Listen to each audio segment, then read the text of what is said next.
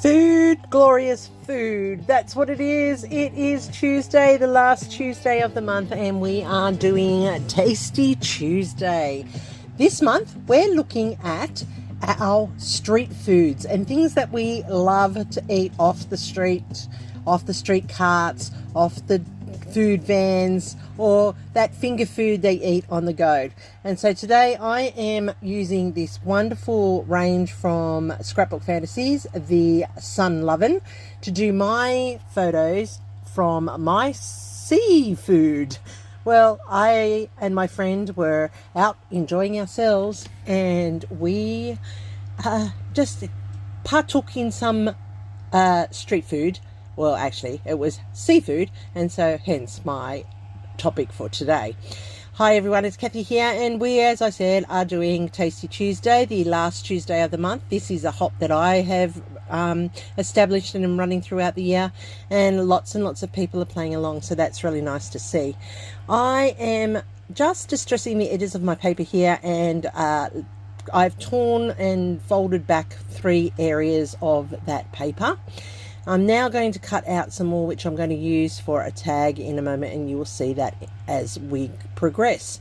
So I'm just going to turn it over, and I'm going to add these strips of excess, and I get halfway through the second one when I realize I make a mistake. So just watch what's happening here, and it just proves that it doesn't matter. You can fix anything if you really want to, and I have to because I put it round the wrong way, and it's not until I put it down and look at the thing and go, oh, spots, I shouldn't be seeing spots, I should just be seeing the wood grain.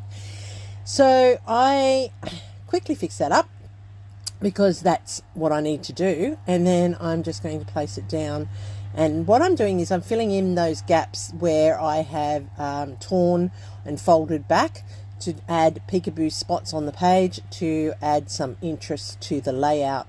I find sometimes when I just use this flat paper, it's just too plain for my liking, so I have to add that little bit extra. That's why I also distressed the edge, and I was using scorched timber there to do it.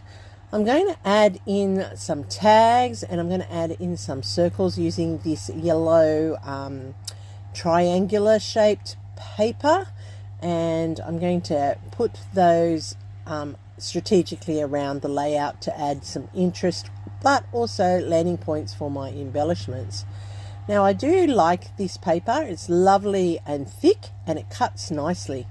And thank you to my viewer who taught me how to use my blades. I really do appreciate it. I was not very good at it, I must admit, and one of my viewers told me how to do it. So I do appreciate it, and that's the best thing about our crafting community. We all help each other to get better at what we love to do. So I'm just distressing around the edge of these circles because I want to give them that smoky look, but also you can see in the wood grain on the paper there's that smoky look, so it just ties it all together nicely. I have cut 2 fishtail banner tags here, and I'm going to cut 2 more in the blue and the white, and it's easily done. You just fold the edge and then you cut the triangle in the bottom, and then it's even. I'm just going to ink and distress the edges here so that they pop up off the yellow, because I'm going to put them on top of the yellow. And I go to all this trouble for one of them, and in the end you hardly see it under the embellishments that I put on it, but that's okay, because I know it's there and so do you, and that's all that matters. So I'm just tucking it all down and layering it all ready to start building the layout. Sometimes it's that preparation that takes the longest part of the layout, because once you get it all cut and sized and put to shape, you can then just go and put it down and build your layout quite rapidly.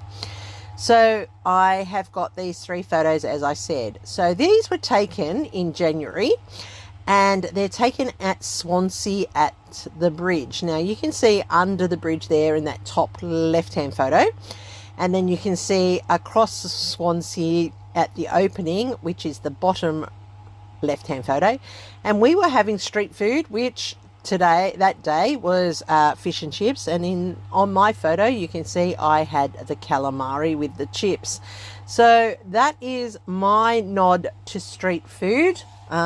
It was eaten on the street. We were sitting just a little bit further away from the edge of that bridge, and we were watching the water and the fishermen and the boaties as they were going in and out underneath that area. And it was quite a nice afternoon. We'd actually just been to the local scrapbook store, and we'd purchased some papers, and on the way out we were hungry, and we thought, well, why not have lunch out on the walk and enjoy the view while we were at it. So that's the best way to have street food, is where you've got a good view of something while you're enjoying your food. So I'm just tucking my photos in here, and you can see that I added in some extra extra pieces of paper to give it a bit of a lift behind, and I like the layering. Now, recently I've heard some people don't like layering their papers, they just want them singular, and that's okay for them. That's great. I personally like the layering up. What do you like? Let me know in the comments down below, because I'm always curious to see what people like. Do you like just the single layer, how the old creative memory style that first started, or are you a bit more adventurous and wanted a bit more layered and detailed on your layouts? I'm always curious to see how people create and what it is that drives their creative passion. All right, so I'm just playing here with this signpost, which I fussy cut out of one of the papers, and it was on the reverse side of a sun-loving one. And I like the signpost because it ties in with the wharf here at Swansea, and it just gives that sea feel to the whole layout. So I'm just going to layer it here, and then I'm just going to build my embellishments around it. I've got a sun hat. I do have some thongs, or flip-flops as people call them, depending where you're from. And I also have, there they are, there's the flip-flops or thongs. My family has always called them thongs. Suddenly, all of a sudden, they're flip-flops, which really a very funny name. But anyhow, it just goes to show where you're from and how you interpret things. And then I have a bag, which I'm just tucking in and around, and so that you can see that's the sort of the sun-loving adventure of summer. Now I'm going to layer up some hearts here, which were from the fussy cut sheets from Scrapbook Fantasies. I've got some frangipanis in the blue, and then I also have little pre-printed tags which I've cut out from the fussy cutting sheets as well, and they're just tucking into those embellishment clusters there, creating those little interest points around the layout. So, as I said, street food comes in many shapes and sizes, and I'm sure that all the people that are playing along with this will have interpreted it very differently from each other, and I can't wait to see what they've done. You know, street food could be pizza, it could be dumplings, it could be corn on the cob, it could be chippy on a stick, it could be a Pluto pup. And I do have lots of photos where I've got myself with my Pluto pup, because everywhere I go for a fair or something like that, I do get a Dagwood dog or a Pluto pup. And I do like fairy floss, which is street food, of course, because it's on a stick, and corn on the cob. Love it when it's been done out in a food van. So really, it's really those sorts of things that you pick up and you can eat on the go while you're walking around. And fish and chips is a favourite, and if you're in Australia, we often have fish and chips when we're out and about at the beach, because that's the good go-to lunch or dinner, whichever it is that you are in the time of the day. And that's what I've got here, is my calamari and chips, because that was my street food, because I was actually on the street eating it, and it really was yummy. And it's not an all everyday food, people. It's a sometimes food, as I say to the children at school. Can't have it all the time, but you can have it sometimes, and that's the beauty of street food. So I am going to call this page seafood, obviously, because it's food from the sea. Calamari, get it? Poor joke, I know. Anywho, so that's my choices for my title today, and I'm just layering that up into that circle there. And I cut these out using my metal dies and that spotted paper.